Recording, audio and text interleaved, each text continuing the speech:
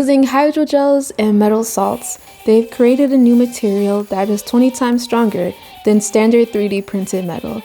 This is a huge leap forward for manufacturing, promising stronger, lighter, and more durable materials for many applications. Next, a massive win for our planet. Suriname, a nation that is already 90% rainforest, has just announced it will permanently protect 90% of its rainforests, covering over 25 million acres.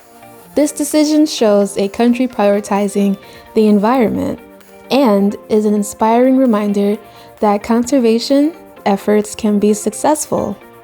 Finally, nature is making a comeback. Thanks to Natural England's $13 million restoration mission, 150 species are thriving again, and thousands of acres of woodlands and meadows have been restored.